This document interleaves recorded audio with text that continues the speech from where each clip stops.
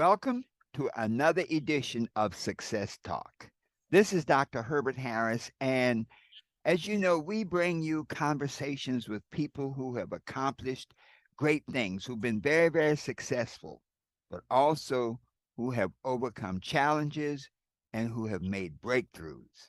And today we have Olivia Benson, attorney Yay. and friend and minister. I need a whole list of. I would hate to do a name badge of all of your accomplishments and titles. Welcome to Success Talk. Thank you so much for having me. I can't even tell you how excited I am. I am thrilled and delighted to be here. Absolutely. Well, I love your accent. It is such a beautiful, you sound like a British actress. Really? Yes, Whoa, this is the first time I'm getting that. I'll take yes, it. I'll take yes. it. Wow. Olivia, I tell you, thank you so much for your book. I got it yesterday and I started looking at it. And I have to say, we're going to have to devote a show to your book because I think you were speaking so much to many young ladies who have had that experience of not having the father as, let's just say, present as Mhm, much as they would like. And mhm, some of your just commentary and insight was just amazing. What mhm. what what prompted you to write that book?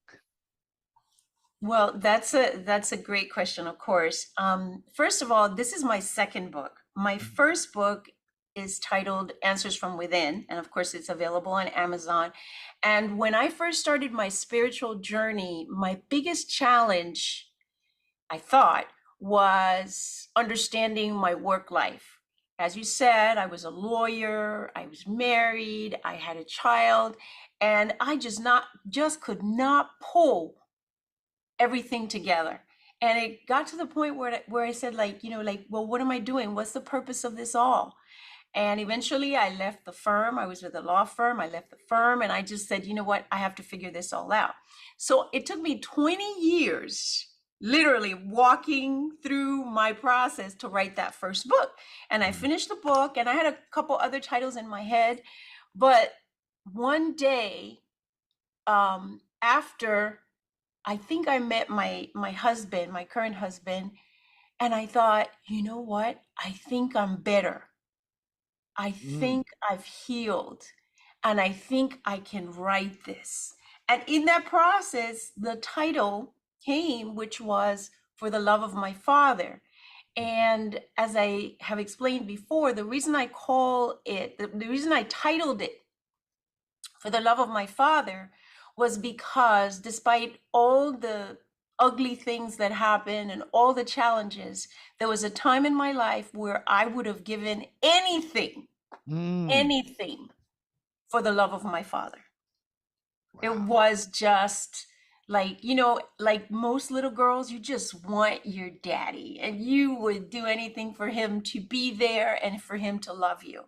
And so when I realized that I had really significantly healed Mm. the issue of daddy and what that meant and why I had had that experience and what it meant in my life, then I was ready. Because I want to be honest, there are times in my life and things that I experienced that if I was writing that book, it would have been written through tears because I Mm. didn't know what it was. I didn't know how to take it. I didn't have context. Like once you come into a spiritual understanding, you can say, oh, I see. I needed this experience, so to speak, to become who I've become. Mm. Because without it, then I would never be who I am. But when you're just suffering and you don't know why, you're Wow. just like, you're going to cry all day, every time you think about it. My daddy didn't do this and my daddy didn't do that. You don't have a reason for why you had this experience. Yes, yes. So once I was on the other side of that, I could say, oh, I get it. And let me write this so that the women who are ready and want to go through this process, and the little girls who are wondering why. Mm. Why? They can see how it happened for me and how it is possible for them. Wow. Somebody always has to shine the light. And Mhm. I think, as a writer, as a creator, that's a part of our job to always shine the light. And and I think that we are most capable of shining the light on things that affect us. Absolutely. And Absolutely. and and when we do that, it gives it literally glows so that other people can see and hear and feel the Mhm, message. mhm, mhm. So Exactly. that was Exactly. yeah. So that's a powerful realization. We're gonna have to talk about that in a minute too. But but I was just so impressed. Normally I like to get a little about a person's background, but as I Mhm. was looking at the book, I was just so impressed. I said I just had to say that because um, that book is good, and this first book that you're talking about, we're going to talk a little more about that. But Mhm. just give our listeners a sense of your background, that Oh, your wow. early years, how you grew up, and how the Olivia Benson, the attorney, Oh. the spiritual artist, how you started out to become the person you are now. Well, as you can tell by reading the book, I was actually born in the Republic of Panama. I have lived most of my life here in the United States. Mhm, I lived for a period of time in Washington, D.C., where my mom studied at what was then the District of Columbia Teachers College. And I resided in South Florida for I guess, more than 40 years at this particular point. So mhm, this is home. But when I was growing up, and I say this in the book, my parents had what I call a war of the roses. It was just all out war. And it wasn't just them, it was particularly my dad's family. mhm, And they, I gather, didn't like my mom, and that, whatever, that was a war. And I imagine, and I want to say this right up front for anybody who's listening, because I say it in the book, I loved my dad wildly, wildly, even till today. And there's a dream that I tell at the end of the book that I had with him after he passed away. And I felt a sense of freedom and redemption because even at that time, my whole statement to him was, I love you, Daddy, and that's never going to change, mm, regardless of everything that happened. But they, my parents and my mom was a participant. I'm not saying it was all my dad. They were mhm, both, at it. And there were a series of things that my dad was never there. He had nothing to do. He paid for me to go to school, but he was never involved. We didn't have visitation. He had multiple women. I mean, everything that you can imagine mhm, that would be less than ideal of a father. And I don't want to mm, get into each of the stories mhm, of what happened because you'd have to read the book. mhm, But that's how I grew up. And under the strain, and I talk about it in the book as well, of my mother saying, go talk to your father about this. Go tell your father this. mm, I was mm. the in between. And Okay. by the way, go tell your dad, why doesn't he, whatever the story is, because I was the Mhm, eldest of two children. So, sometimes the eldest child gets that role and that mhm, responsibility. But eventually we came to South Florida. My mom, basically decided to move to South Florida. And when I got here, I felt relieved to some extent because I wasn't going to be in the middle of the war anymore. mhm, So it was like I was going to be brand new because okay, I come to America and you have expectations and you think everything's going to be great. Of course, there's lots to be done when you move to a new country. And I went through all of that, blah, blah, blah. And I was hopeful regardless, because this is something, I don't know if you got to it in the book. Yours truly grew up as a Jehovah's Witness. mm. Yes, I saw Ah, that. Yes, yes. I grew up as a Jehovah's Witness and I wasn't mad. I was a happy girl. I wanted to Mhm, go to church. I did it. I went to all the meetings.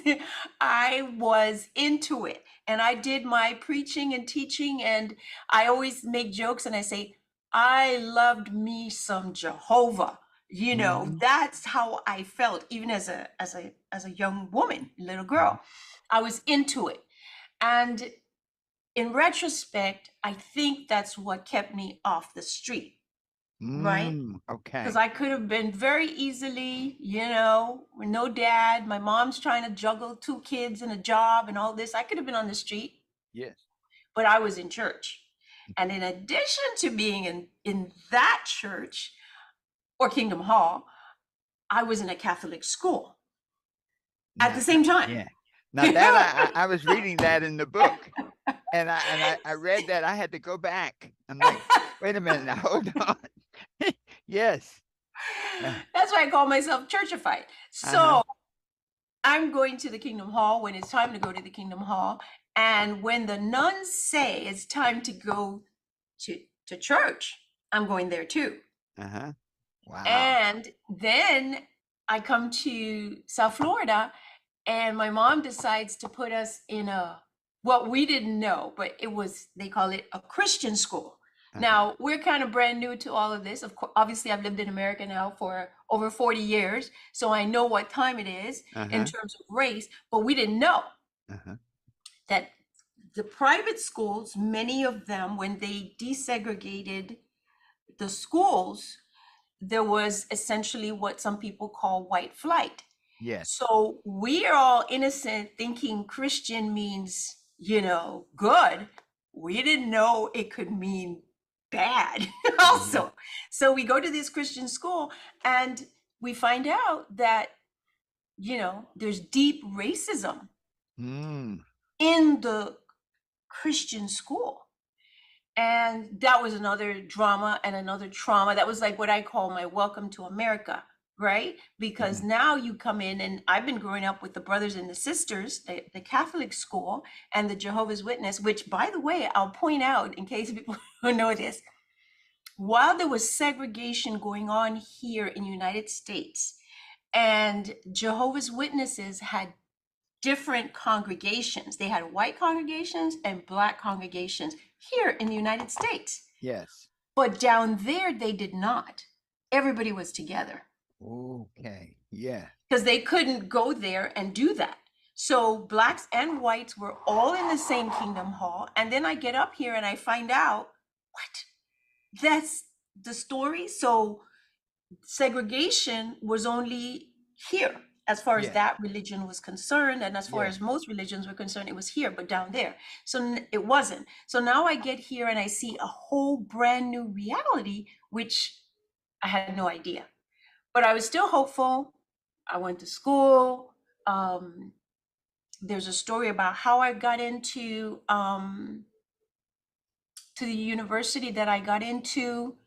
I had this idea that I was going to get in. I Mhm. hadn't, they had told me that I needed to have a certain amount of money because I wasn't an American citizen at that time. And they told me you had to have this amount of money and you have to have it in the bank and you have to do this. So I was innocent. I was 19 years old. And Mhm. I said, you know what? I'm going to work. I'm going to Mhm. work and I'm going to get this money. Mhm. And I don't want to tell you what minimum wage was at that Yes. time. Yes. But I said, you know what? I'm going to work this summer. And I worked the whole summer, day as much as I could. I was gonna say day and night, but obviously it wasn't day and night. But anyway, I worked and I had $3,000 in the bank. That was not gonna do anything, Mhm. nothing. Mhm. Yes. So, but I was still hopeful. I don't know why. I just was like, I'm going to college. I'm going to go in the fall. And people would ask me every day, what are you gonna do? No, I'm going to college in the fall. But still just the $3,000 and no admission. The whole summer has passed and I Mhm. have not been admitted. So one day I'm at the supermarket where I worked, right? And I'm just there. And this gentleman comes in and he looks at me and he says, so young lady, what are you doing with your life? I said, I'm going to university in the fall. He said, really? I said, yes. He said, which university? I said, that university right across the street. He Uh-huh. said, really? I said, yes. And he said, well, why have you been admitted? No. Well, why haven't you been admitted? Well, they said I have to have, let's say, $40,000 in the bank. Mhm. And he said, well, how much do you have? I said, well, I worked all summer. I got $3,000. Oh, wow. He said, well, I'm the director of international admissions. Come and see me, and I will see what I can do. I swear, I went all excited and innocent with my little bank statement with my $3,000. Uh-huh. And that guy waived the requirement, and I was admitted because everything else had been done. Now, Yes. this is important for your viewers. I Yes. had taken the SAT, I had had good grades, I had everything that needed to be done Yes. was done. It was Yes. just that money. So you have Yes. to be where what you know what luck is when opportunity meets. What's that saying? You got to be ready. When opportunity meets preparation. Exactly. Mm-hmm. Those two things met, and the week that the university started, I was admitted that week. You know, That's how I began my journey in education. Olivia, you know, our new book is called Life Lessons, and you just shared a profound life lesson. You did everything you could Yes. with what you had to do it with. Yes. And there was something, when you create a vibration, and I Yes. was reading some of your things, and when you create a vibration that expresses something that you desire, you set the forces of the universe into motion operating on your behalf. Absolutely. That's And absolutely. yes, and that vibration is in every part of you. Think about this. There were other people working in the grocery store, right? Mhm, mhm. What made the person speak to you? I have no idea.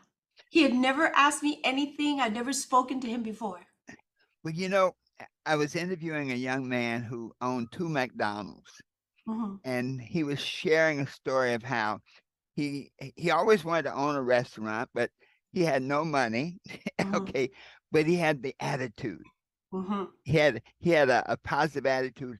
And so this lady would come in the restaurant where he worked, and he was so positive and so self-assured. She was impressed. And so one day she said, "Well, what do you want to do with your life?" And he said, "I want to own a restaurant."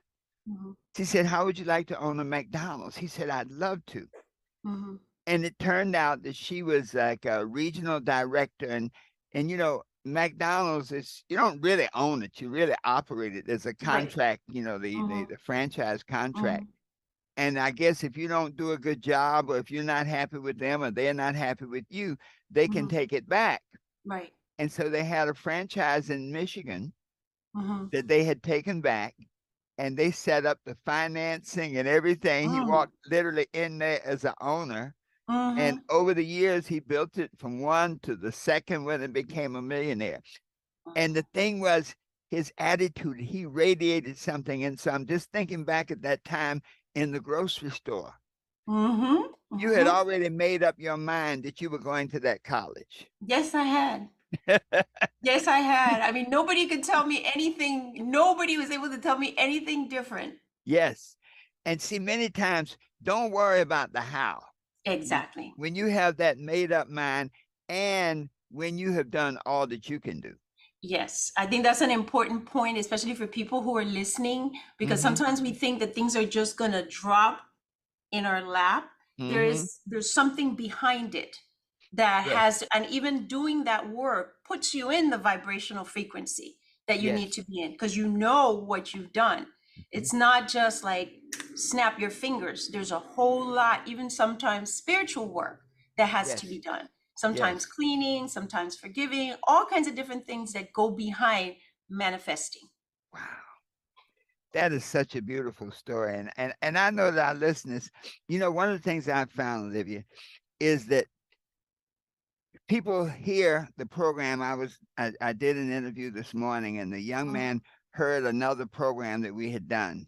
mhm, And he heard in that program exactly what he needed to hear to get mhm. where he was going at that moment. Amen. Amen. Absolutely. And I hope it serves. And, we have so many things we could talk about, but since we're doing this little thing about how things happen, Uh-huh. I would like to tell you how I went to law school. Yes. Yes. Okay.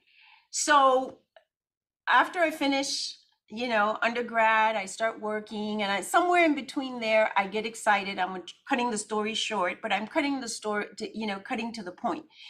I sort of say, yeah, I want to go to law school. And I was married to my first husband at that time, and he wasn't on board exactly with that.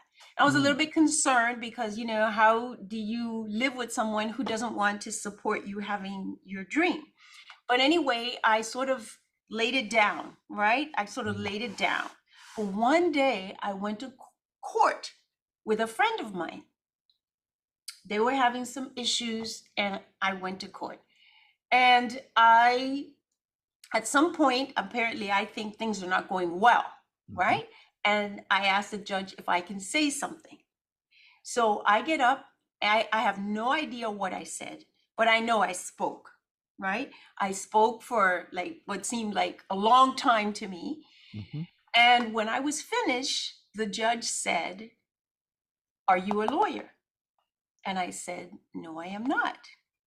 And he said, never met him before. I'm in open court, all this kind of crazy. He says, "Well, if you're not a lawyer, you sure should be. And Wow. if you want, I will write you a letter of recommendation for you to go to law school." Just like that in open court. Now, now, Wow. now it gets even better. Uh-huh. So when I hear this, I'm thinking, oh my God, this is my chance. Now my former husband is not gonna be able to say this is not something he wants to do, da da da, da whatever, right? So the judge says that I do everything that I need to do, and I say to my husband, and I'm gonna get a scholarship, because his next objection would have been, well, where are we gonna get the money? Right? Mhm. And I Yeah. say to him, this is what happened. The judge said, right? I'm going to get a scholarship, which the judge had said nothing about. Right. But this Right. happened in April. Uh-huh. In August, I I had done everything, and I was admitted to the law school with a scholarship. Wow. That same year, from That April same to year. August, August. everything was done, and I was admitted with a scholarship to law school. That's how I went to law school. After my dream was kind of like, oh, I don't know if this, my former husband is gonna, it's gonna be a battle for me to Yes. get through. And Yes. then the universe brought it to me this way. Wow. Wow. Once again, there's so many life lessons there. It's just like, yeah, you think about this, like, how many people are in a relationship where where there are different levels of consciousness? Right, right. And so many times when you have that expansive level, that I want to be, I want to do, I want to have level, and you Hmm. may be with a person who's like, I got enough, Right, I'm good. right, I don't want to rock the boat. right. That's And exactly what it was. yes, yes. And so many times that static consciousness stops people. And there's sometimes that people can be beaten down so to a point where they just throw in the towel and say, yeah, one day I think God looked down, the people, well, it's God's will that I don't go. And it's like, that Right. ain't God's will. God's will was to get up. He's been giving you Yes, messages that you yes, need to leave. You need to do yes, something. You need to yes, change. yes, And exactly. so that is a lesson in itself, because you did not let your ex-husband's level of consciousness keep you captive from your dream. Absolutely, absolutely. And for women who are listening also, because you said it exactly right. Sometimes, you people can really drag you down and all that. Mhm, And I know how we women can be, right? mhm, Been one for a long time. mhm, mhm. And Yes. let me say this, arguing and battling and fighting is not necessarily the way. Mm, Because I had to make a decision, like, seriously, like, wow, I'm married to someone who has no concern about me fulfilling my dream. But do I want to leave this marriage based on this fact by itself. Okay. And because I could just say, listen, if you don't let me do what I want to do, Yeah. and that would have, I probably could have done it, but it would have given a different feeling to the situation. Mm. And now by saying, okay, God, I'm not sure what to do next, but I don't think it was right for me to say, well, this marriage is over because you're not going to let me do what I want to do. Mm. For me, it wasn't right.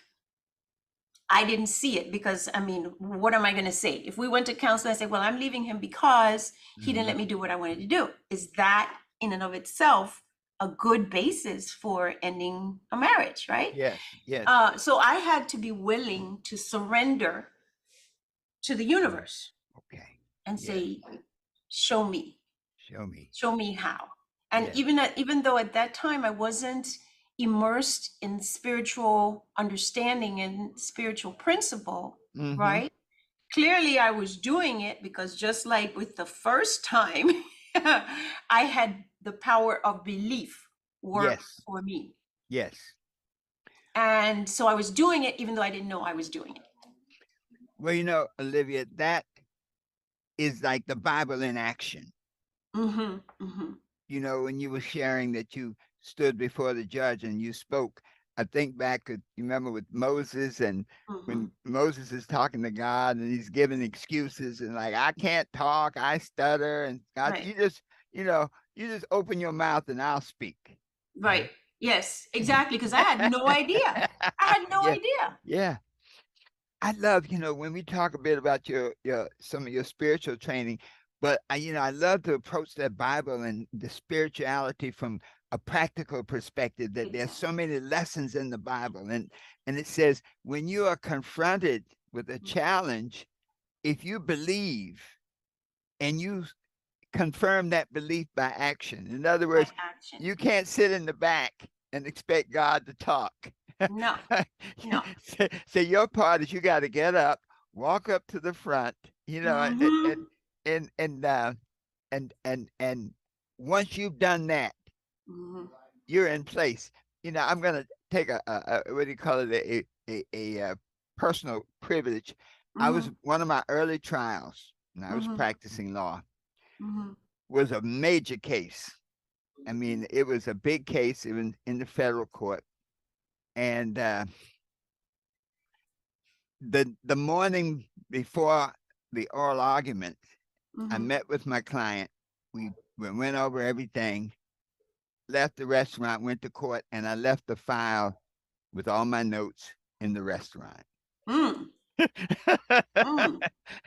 And so when they called the case, I read the judge had actually been one of the judges. I had taken a course in trial practice. How he's Mm-hmm. continuing education. I'd taken, Mm-hmm. and he was the instructor. And so I saw him, and I go up to the front, and I Judge on. I left my file in the court in the restaurant, and can we put the case over till 2 o'clock? And he says, Mr. Harris, you'll be fine. You'll be fine. Mm-mm. But when he said that, it was like a shift happened. And like, oh my gosh! And you know how when you an attorney and you're out there in front of everybody, you don't want to look bad, you don't want to look Right, silly, right. and with there were like 4 or 5 other lawyers on the other side, Mm-hmm, mm-hmm, and but it was just what I needed, because when I got there, my notes were not in my head, and I in my thinking I remember saying, let me put together and I just took a little piece of paper and I did a quick mm-hmm, outline. mm-hmm, mm-hmm, mm-hmm, mm-hmm, mm-hmm. And that was exactly the argument was necessary, because the argument was Absolutely. so basic that even the other side, they go like, wow.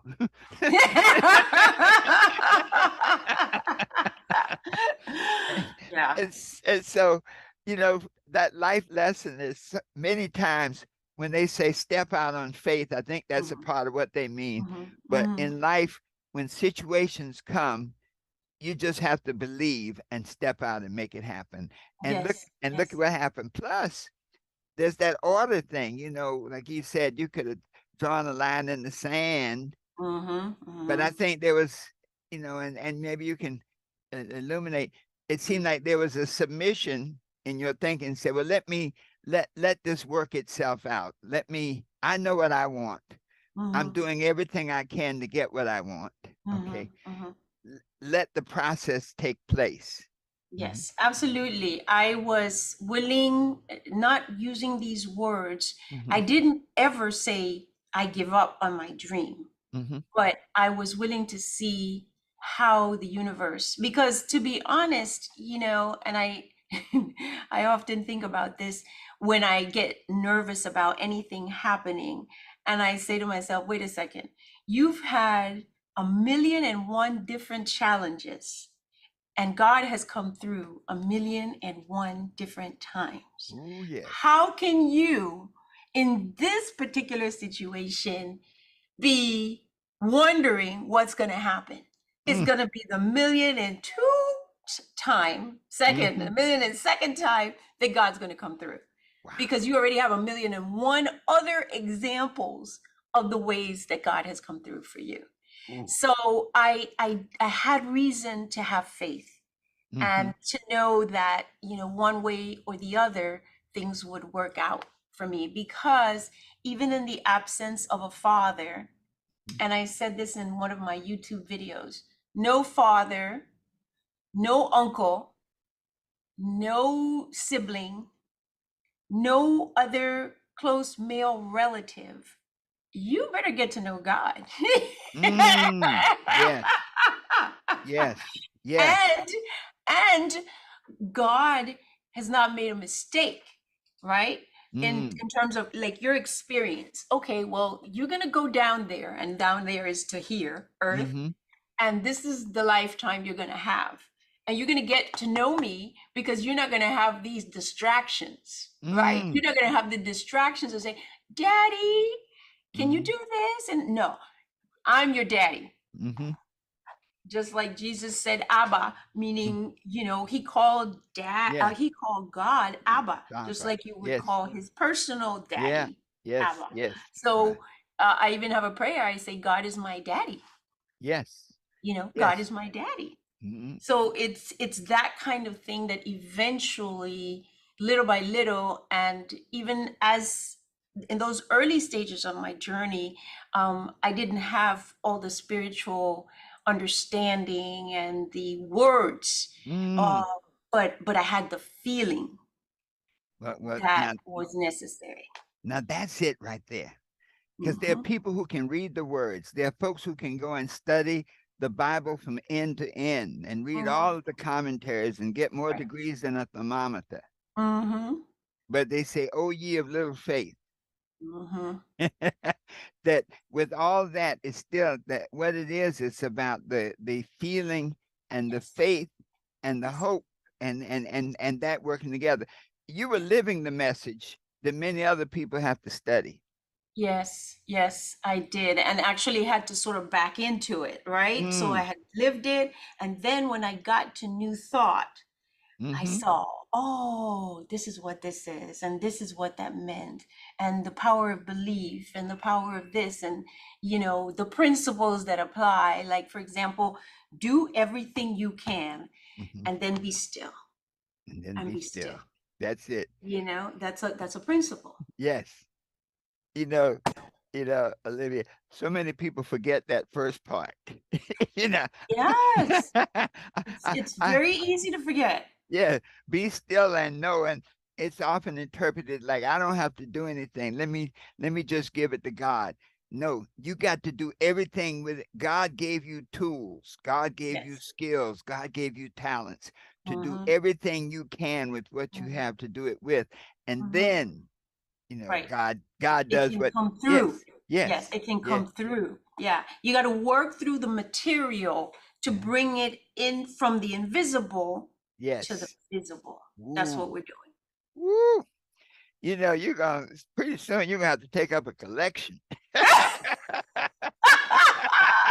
Well, let me just go ahead. Let me just go ahead and say this, because Uh-huh. I know you say we're going to get to it. But remember who my teacher, my most significant spiritual teacher, is Reverend Dr. Mary Tompkin. Yes. So I'm coming through the school of, intense spiritual and Bible study and classes. I Yes. mean, I was with her for 10 years directly with her as her Yes. lawyer and then as her student and whatever. So those 10 years, given my prior life and that experience, I mean, this is the time where I've been able to put it all together, and now I can walk and stand in it like, this is what it is. This is what it is. This Well, is what it is. the beauty of this, Reverend Dr. Mary Tompkin, I remember her from New York. And Mm-hmm. it's so, when I was reading your bio, it's like, man, this is my sister from another mother, you Mm-hmm. know, Mm-hmm. because Reverend Johnny Coleman, her husband, Don Ned, Mm-hmm. Reverend Mary Tompkin, all these people were a part of my journey.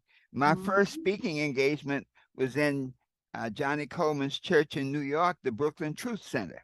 Mm-hmm. And Mm-hmm. it was the guy, Erico Rocchio. Rocco Erico. Yes, Rocco Erico. I Yeah. shared the platform. That was my first speaking engagement, and Mm-hmm. he was so gracious because I think I had the idea that I may not get another chance to speak, so let me say everything I know.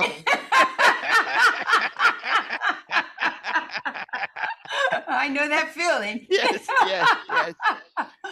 But but that mindset really helped me get from where I was to where I am today. So Mhm. I thank you so much. And when I look at, I everybody has a ministry, and as an attorney, you were involved in different levels of the ministry. But there's that idea of living the ministry, Absolutely. living the word, Absolutely. and that's as you share and as you talk, that's really what comes to me that you've been living the word.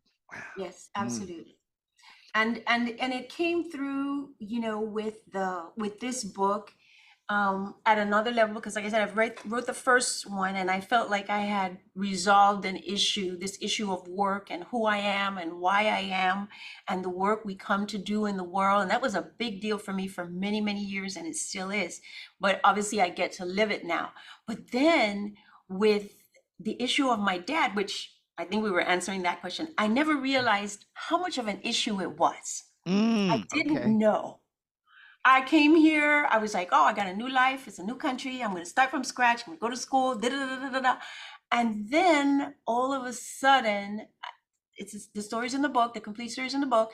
But when my first husband and I got divorced, or we're getting divorced, I just wanted my dad. And I had not had communications with him or anything, but I found him, Hmm. right? And I called him wherever he was. I called him, and God bless his soul. I probably said, Daddy, because I always called him Daddy, no matter Hmm. what. I called him Daddy in that very loving way, like, Hmm. Daddy, you know. Hmm. And I said, Daddy, I'm getting divorced, or something to that effect. And then I started crying. Hmm. And I cried the whole time. Poor this guy on Hmm. the other side of the phone. Hmm. What is he going to say? He hasn't Mm. said anything. He Mhm. hasn't done anything. He hasn't been there. He's never given me an ounce of advice about anything. And now he Mm. has this woman on the other side of the phone, basically sobbing and in some way asking for help from the person that she thinks should be able to help, right? Yes. And he's nowhere able. Yes. Now I know this, right? Yes. What is he going to do? What is he going to say? It's not who he is. It's not who he's ever been. He doesn't have the ability. He just doesn't know what to say. And he literally didn't say anything. Mm. What is he going to say? If you Mm. haven't been daddy Yes.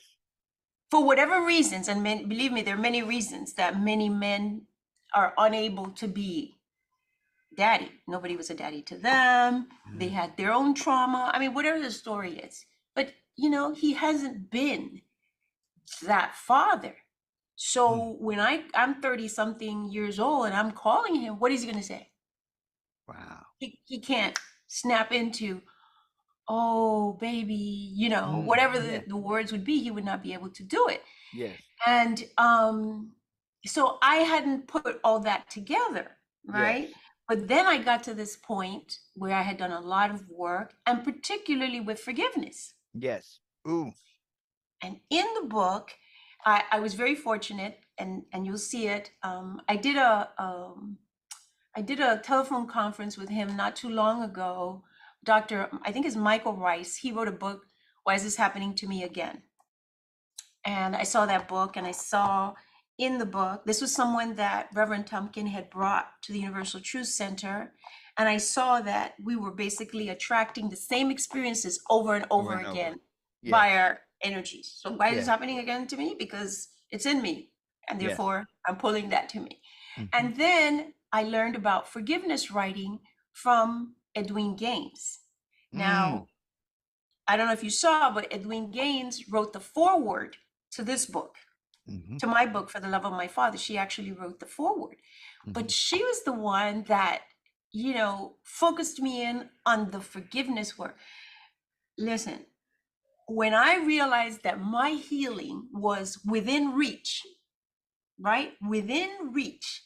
And Edwin Gaines said, listen, you got to clean this up, right?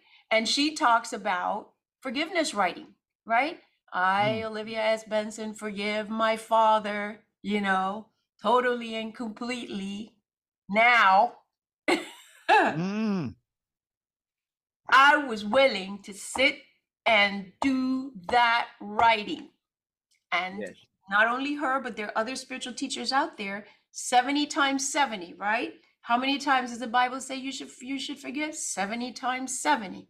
And you Mhm. write it and you write it and you write it until it sort of gets down into your subconscious mind, and you do everything else that you need to do to release that weight, right? Because the traumas are weights in your soul. And what you're trying to do is release them out Mm. or transmute the energy. Because if you have negative energy imprinted on your soul, you can also transmute them into love. And now your vibrational frequency is going to change. The Okay. vibrational energy, because it's in the book, energy is never lost, right? Right. Or gained, it's just transformed. So if you have weight of pain, of trauma, of unforgiveness, of whatever the energies are that you're carrying in your body, you are either bringing them up to be released, or you're transmuting them into the energy of love. And the more that your energies are in line with love, then the more you are in line with universal energy. Ooh. I gotta let that And that's sink what in. Yes. And you that's what we're said talking. something. Trauma is a weight on the soul. Yes, it It is. is. It is like an anchor on your spirit. Absolutely. Mm. So You know. you're a light. We come Mhm. into the world like absolute light. That's what Mhm. we are. Those little babies, they're just light. And Mhm. and the traumas are like blankets.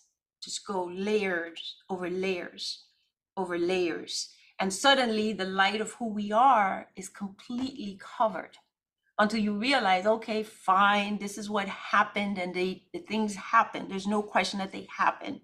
They happen. And you get to the point where you realize that they happen, but okay, it's happened, and I'm going to use it for my ultimate good, to bring myself more into alignment with the divine that I am, to get closer. And Wow. then you release it. You begin to release it and be willing to do the work. Don't, Yes. people can say whatever they want to say about other people, but anybody that has ever accomplished anything Mhm. has had to do some work. Wow. That kind of leads me to a question, because I look at, you've had such a stellar life, such an exemplary life and on so many levels. What was your greatest obstacle? Or maybe there were one or two, but what was the greatest obstacle, that thing from that kept you from making that breakthrough that took you where you needed to be? Mm, okay.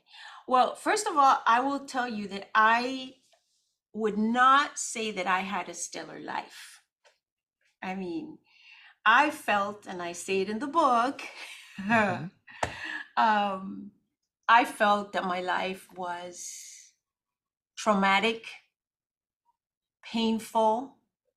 I felt that it was a struggle, a continuous struggle, even though I was moving, right? Because that's just who I am. I felt Hmm. like I gotta, okay, what am I gonna do? Because I'm a survivor, Hmm. right? So if you gotta go to school, then you better go to school, right? And if you gotta do this, then you better do it. But I never saw myself like, oh, this is just stellar.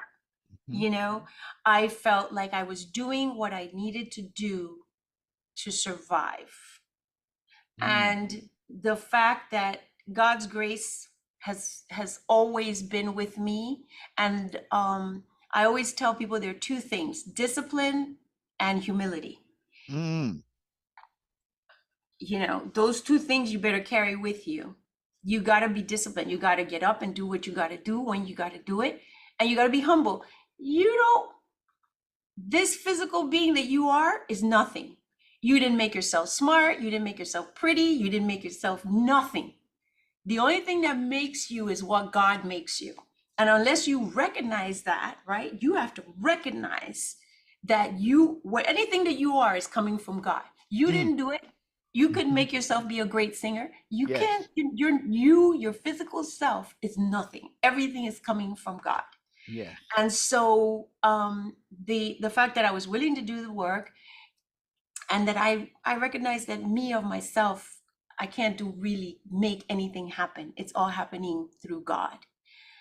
So that idea that it's like, oh, you're great and you did this, and no, that's never been my thing.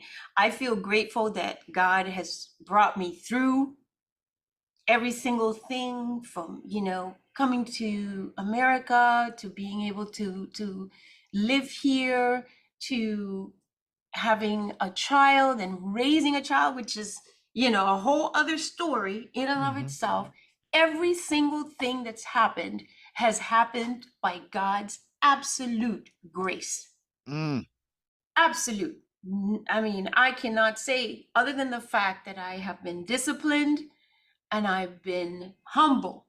I cannot say Hmm. that I made anything happen.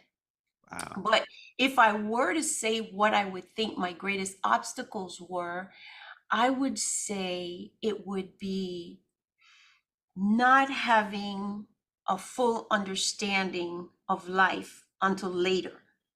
Because someone called me, they had some issues, and I said to her, if I could get you to see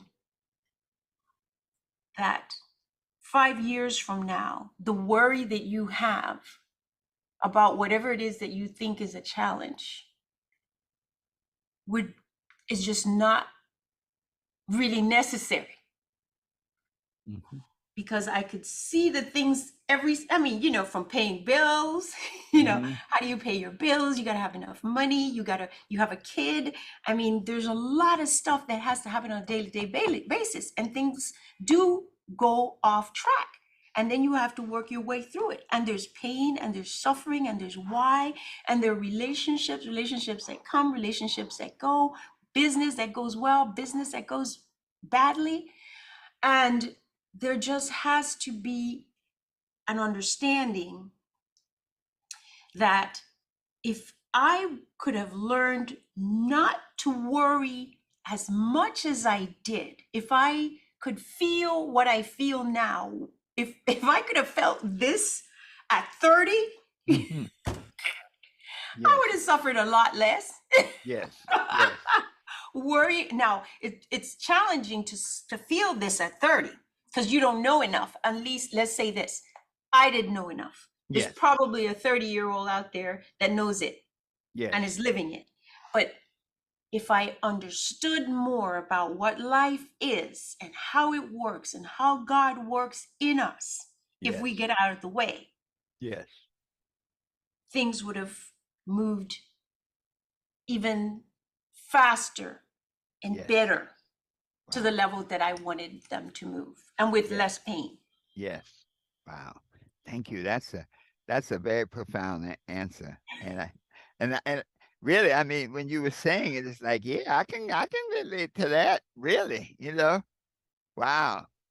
Yes. Mm. I suffered and worried about a lot of stuff. And now I'm like, what? Why did I do that? Why Yeah. did I? Yeah. Yeah. Yeah.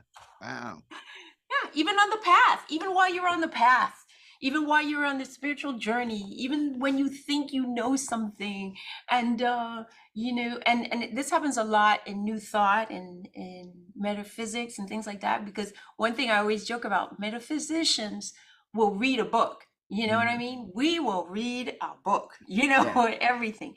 But Yeah. the question is, are we practicing it? Ooh, now there you go. There you go. And see, you were practicing without having read when some of the Imagine. yes. Wow. Isn't that something? Now, when you look back, because you have evolved along this path, if you Mhm, look back and you look at your 19-year-old self, like you said, when you mhm. when you were like, I'm coming into this new realization. Right. If you look back, what advice would you give now? What advice would you give your younger self? The first thing I would say is, and this is in the Bible, with all things get understanding. Yes, yes. I think it would be your spiritual study.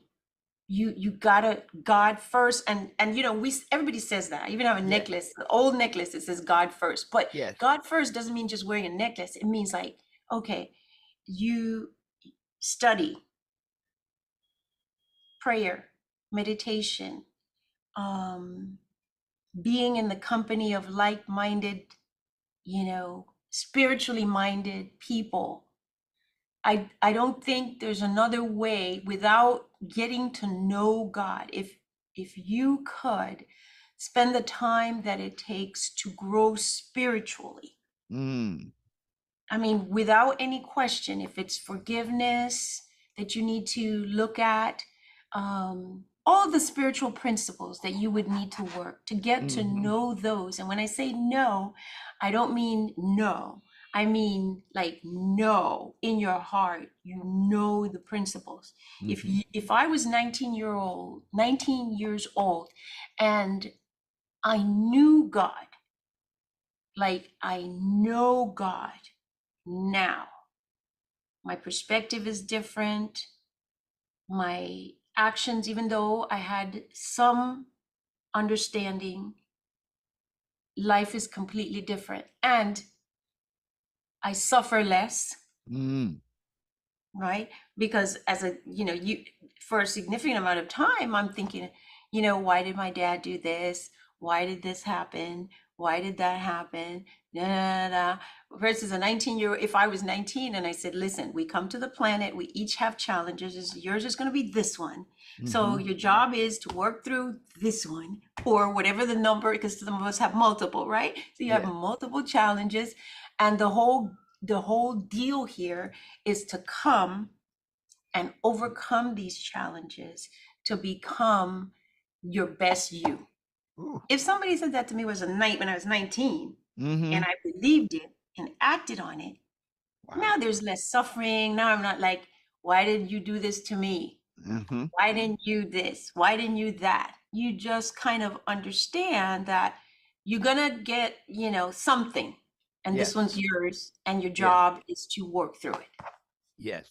Wow. Now the path that you're on now it's like I said, and I think give yourself the kudos, pat yourself on the back because you have demonstrated the message. Mhm, And when we look down the road, you've been on a particular trajectory and you have been obedient and, as you say, disciplined and humble so mhm. that you could receive the message and the instructions. Mhm. If you look down the road 25 years to whatever age you would be at that point, what advice would you give your present self? Um, go for it completely. Go for it completely. Whatever it is that you desire, don't even blink. Just go for it. Don't even worry about whether it's going to work out or it's not going to work out. Just just do it. Also be genuine all the way, you know, Mm-hmm. because I've given my life experience. I mean, I know that I can be very intense, right? I'm like, I'm serious, I can be serious and I'm deep and Yeah. Uh-huh. okay. But guess what? I had to do what I had to do, right? Yeah. Yes. So you can't come from somewhere and tell me something when I've had to walk this path and be Mm. serious Yes. to make it, Yes.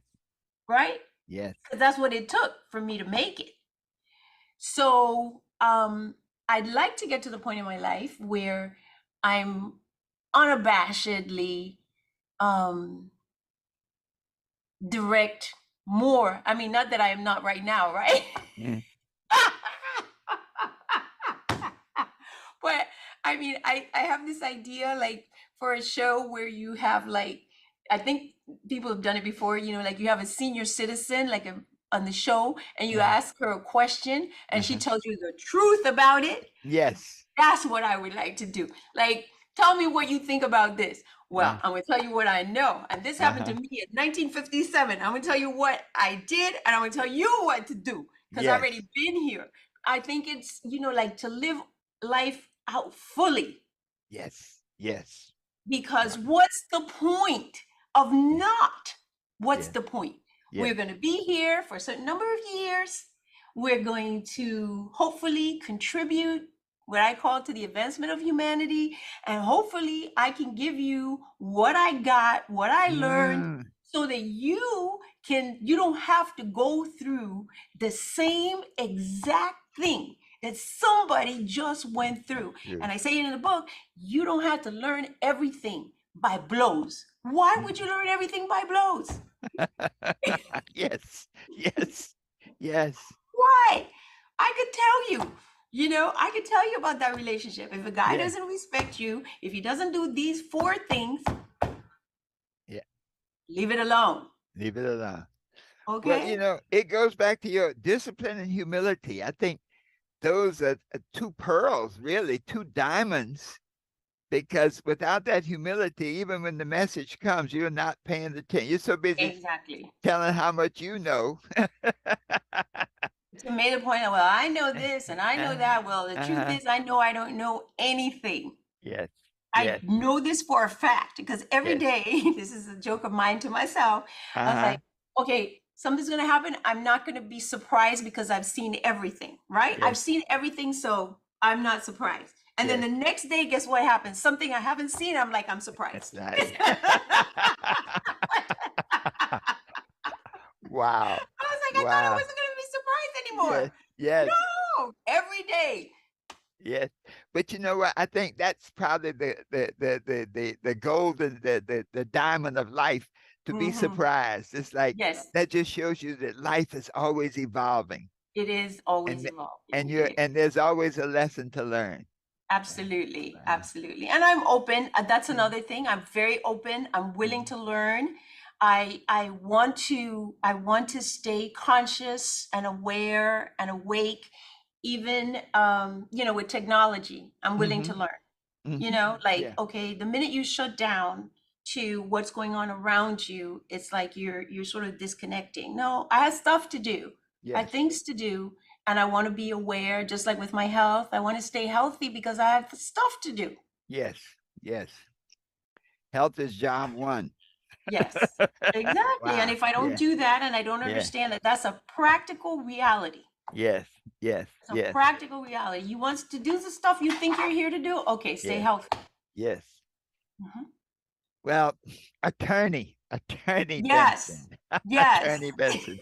I've been so familiar just allowing myself this professional license, but attorney Benson, Yes. what do you feel is your greatest accomplishment to date? Okay. Okay.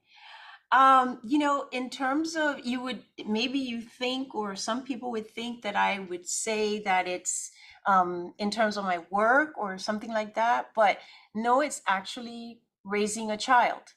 Mm, Just being able to, to come into the world with my family history.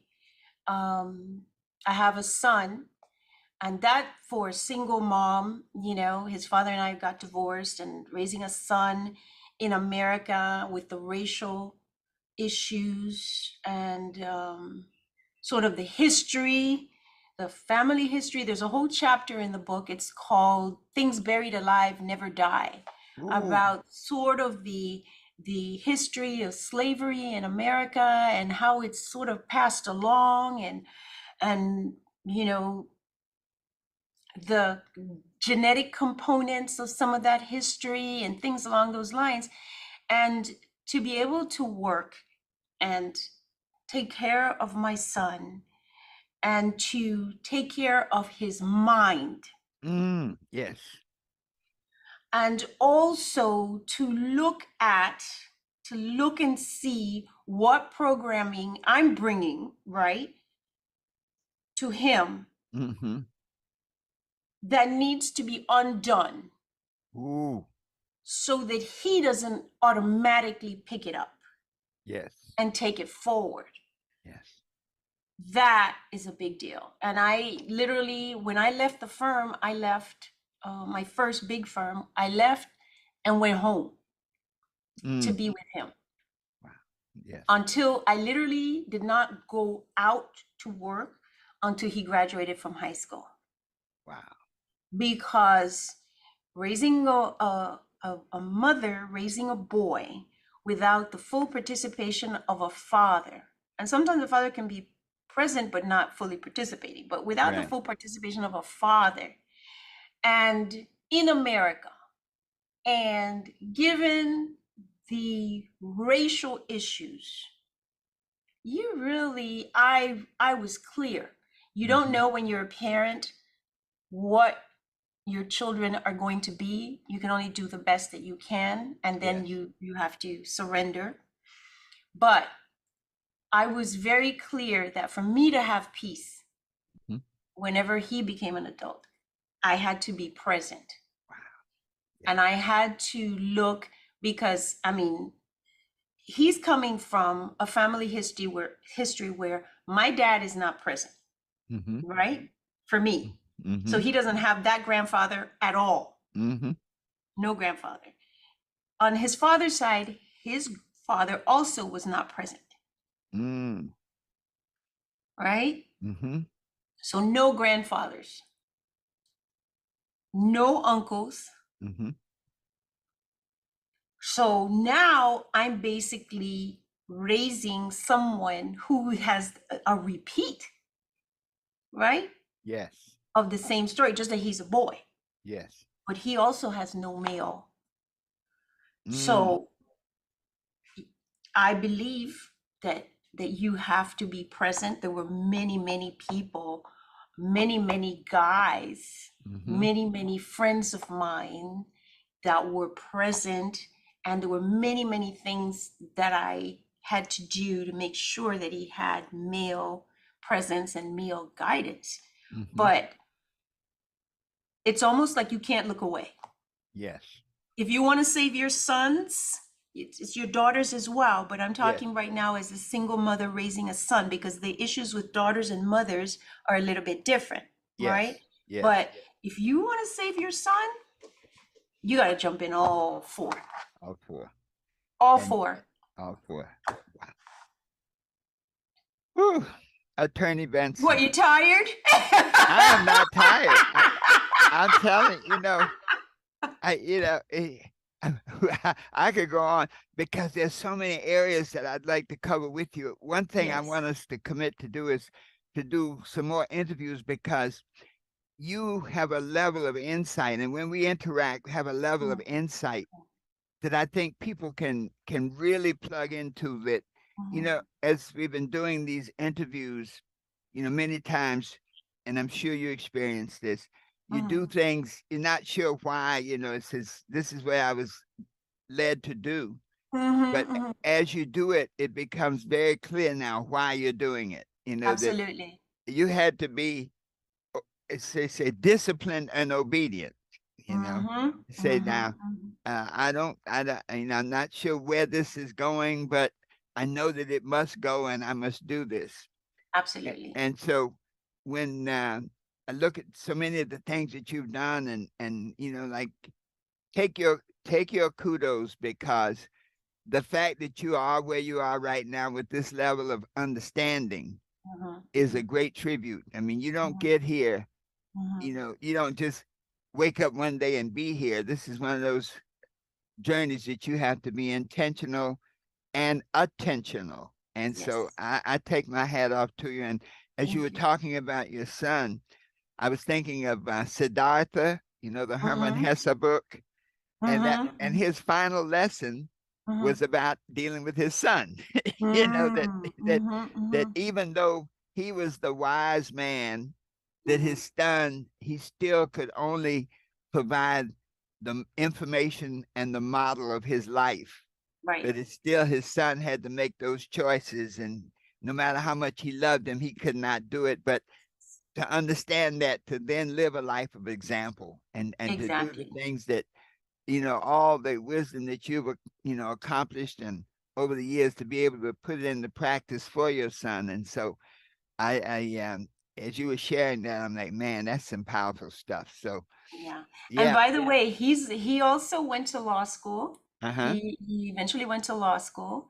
He was barred in Florida and in Georgia, and Mm-hmm. then he decided he didn't want to practice law, and now he's what I call a computer geek, Mm. and he does, he's a software engineer. Wow. So, and he's off doing, what he wants to do, and I have peace. Yes. Yes. So now Yes. I can do what I want to do. And for many years, I was not able to do that. I had to wait. Yes. Yes. Wow. Mhm. Mm. Wait and work, though. That's it. That's it. You That's might have been it. waiting, but you were always working. Yes, I Yes. better. Yes. Yes.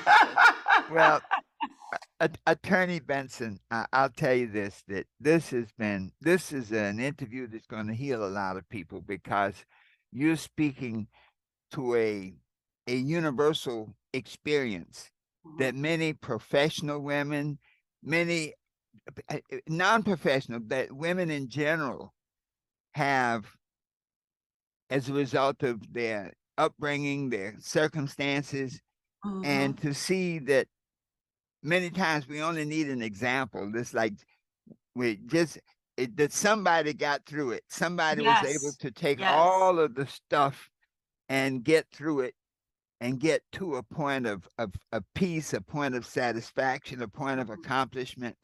And I think that the things that you shared today, I'm just amazed when people get back to me on the interviews. They say, "Man, I heard that, and I could hear myself, and that was good. me." And and it made me listen to others. And so Mhm. it's becoming clear now that this whole interview process is helping other people's wisdom be put out there. Yes, As you said, you don't have to fall in the hole to know that there's a hole. You don't have to right. bump a wall to know that there's a wall. That if you can be open and receptive, then other people's experiences can guide you. Absolutely, So absolutely. you have done a magnificent job. I take off my hat to you, and Thank you. Thank so you. I guess two things. One, any comments, your book? Like I said, I can't wait to really get into it. Any commentary you'd love to share about your book, and if there's a website where you get your book, please give it. Yes. Yes. Well, as you said, well, I don't know if we said it completely, but the title of the book is For the Love of My Father. And here's the commentary. a spiritual guide for women healing from the absence of a father in the age of spiritual evolution. Ooh. And my prior book was Answers from Within and Answers to Work Life Issues in the Age of Spiritual Evolution, because I think that that's where we are. We had the Industrial Revolution, that revolution, this and that and the other. I think this is it. We're in the age of spiritual evolution. And that's particularly evident because of all the change that we see and all the trauma that's going on in the world. What's next? To find out who we really are, whose we really are, and where our real power lies. That's the age of spiritual evolution. And so for women, particularly, to be able to take their place in the world, we need to be able to heal our issues. And one of them for a lot of people is daddy. Mm-hmm. You know, it is daddy. Mm-hmm. So the book is available. Here it is, available on Amazon. It's one of my babies. My other baby is Answers from Within. I can't leave it behind. Answers from Within. And they're both available on Amazon. My Facebook page is author Olivia S. Benson. My Instagram is Olivia S. Benson, and Twitter. And I have a YouTube channel, and that is Olivia S. Benson. And you have to put the S, because if not, it's Marissa Hargitay Olivia Benson from the show. Mm-hmm. Also, I have a website. It's Olivia S. Benson, and it talks about both my books. I also have products. I have cups. There's one cup, it says, forgiveness, a pill to take like your life depends on it. Ooh. Because that's the absolute truth right there. Yes, yes, yes. And another one that says, like, the real test is how you treat the people how you handle the people who mishandled you. Because those are the things that, that will come back around as you get on your path. So the website is Olivia S. Benson. We have t-shirts, we have cups, we have all kinds of different things related to things that I have written and statements that I have made. So please come check it out. Follow me on Facebook, author Olivia S. Benson. Subscribe to my Instagram and to my YouTube channel, Olivia S. Benson. Every week I post a new video on YouTube talking about a particular aspect of For the Love of My Father. Wow. Mm-hmm. Well, Attorney Benson, I tell you, this has been incredible. If you shared the book, is there any final word that you'd like to share? Listen, I say that I would like this book if you were like the poorest girl in the poorest circumstances that you could find. I want you to know that there is healing, and there's a better life, and there's a way. And if your issue is daddy, this is it. But there is a way out, because I didn't come from a wealthy family, came from a working class family, the very humble circumstances. But I want everybody to know that there is a way to find healing if you're willing to do the work. Well, thank you, Attorney Olivia S. Benson. It has Thank been a you. joy Thank you. to share with you and to have you be present on Success Talk. Thank you. To our listeners, Sir Dr. Harris. thank you so much, my dear. Well, I tell you, to our listeners, I would love, when you listen to this, to be sure to write some commentary. Visit Attorney Benson's websites and connect. But write some commentary when we post this. Write some commentary, because she has hit so many points. We've covered so many issues that I think will connect with you in your moment of need. Listen to this broadcast as many times as you need to really get it. And remember this, that you can be what you want to be. You can do what you want to do. You can have anything you desire, always knowing that the best is yet to come. Amen. And so it is. And so it is.